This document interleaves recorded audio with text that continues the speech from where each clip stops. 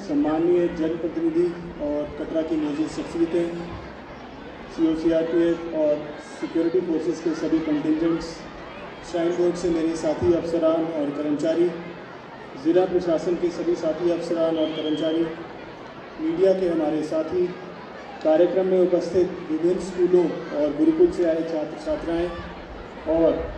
कटरा के सभी साथियों को भारत के 76वें गणतंत्र दिवस के मौके पर हार्दिक बधाई और शुभकामनाएं। जैसा कि हम सब जानते हैं, आज हम अपने भारत गणराज्य के 75 सुनहरे वर्ष पूरे होने का उत्सव मना रहे हैं और हम सभी गौरवान्वित महसूस करते हैं। सर्वप्रथम आज के दिन हम उन पुण्य आत्माओं और उन महान देशप्रेमियों को नमन करते हैं जिनके अथक प्रयास और निस्वार्थ सेवा से निर्माणित संविधान हम सभी को बिना किसी भेदभाव के असंख्य अधिकार प्रदान करता है, जिसकी बदौलत हमारा देश आज मुल्क की विश्व की 5वीं सबसे बड़ी अर्थव्यवस्था के रूप में उभरा है। और आज समस्त देशवासी पूरी श्रद्धा और निष्ठा के साथ इस विकसित भारत की संकल्प यात्रा में शामिल होने का, सम्मिलित होने का संकल्प कर रहे हैं। श्री माता वैष्णो देवी श्राइन बोर्ड भी पूरी निष्ठा और लगन के साथ देश विदेश से आने वाले यात्रियों की सेवा में निरंतर प्रयासरत है। पिछले वर्ष 2024 में तकरीबन 95 लाख श्रद्धालुओं ने मां के दरबार में अपनी हाजिरी दी, जो पिछले 12 वर्ष का दूसरा सर्वाधिक आंकड़ा है। हर्ष का विषय है कि बहुत ही जल्द दिल्ली से कश्मीर तक की रेल सेवाएं शुरू होंगी और इस रेल मार्ग पर कटरा एक अहम पड़ाव होगा,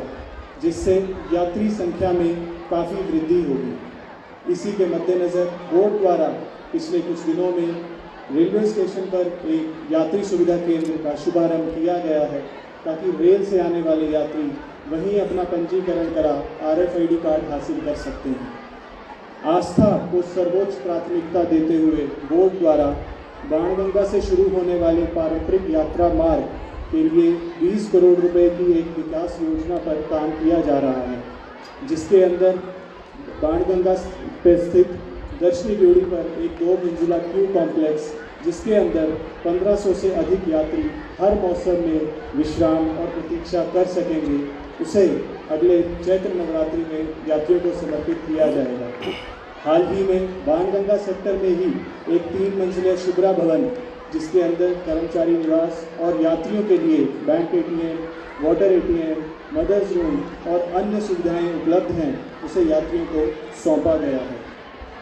दर्शनी ड्योढ़ी से चरण पादुका तक 2.5 किलोमीटर के पारंपरिक यात्रा मार्ग के उत्थान के लिए ट्रैक वाइडनिंग,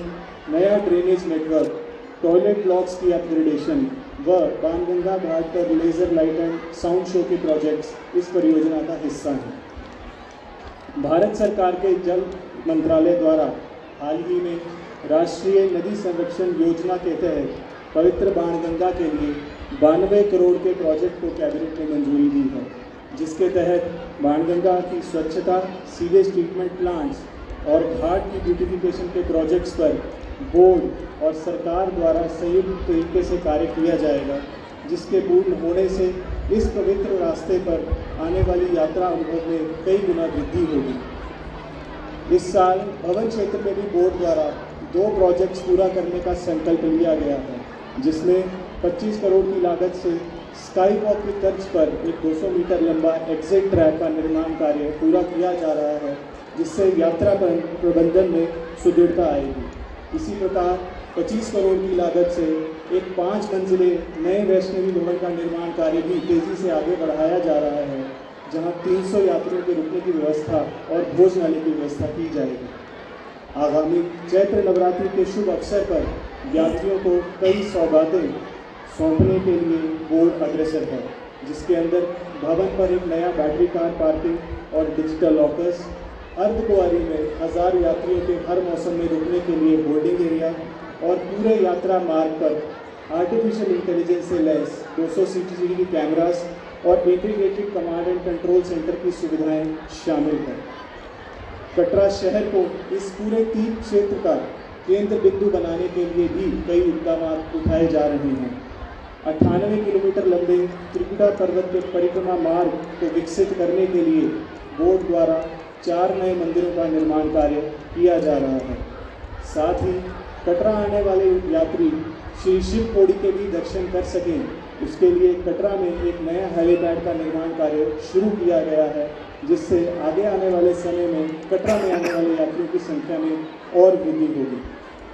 बारीदार परिवारों पर विशेष ध्यान देते हुए पहली कक्षा से लेकर पोस्ट ग्रेजुएशन तक इन परिवारों के विद्यार्थियों को मासिक स्कॉलरशिप और बच्चियों की शादी के लिए आर्थिक मदद बोर्ड द्वारा दी जा रही है। पिछले 10 वर्ष में 15,000 से ज़्यादा लाभार्थियों के खातों में 15 करोड़ रुपए से ज़्यादा की धनराशि वितरित की गई है। श्री माता वैष्णो देवी कंजक समृद्धि योजना के तहत भोमाग क्षेत्र के 19 गांव में बसने वाले परिवारों की बच्चियों को खातों में प्रति माह 1,000 रुपये की धनराशि दी जा रही है, जिसका इस्तेमाल वो आगे आने वाले समय में अपनी उच्च शिक्षा और विवाह के लिए कर सकती हैं। कुल मिलाकर बारीदार वेलफेयर एक्शन प्लान के तहत प्रतिवर्ष बोर्ड द्वारा लाभार्थियों के खातों में 3 करोड़ रुपए से ज़्यादा की धनराशि पहुंचाई जा रही है। माता रानी के आशीर्वाद से बोर्ड द्वारा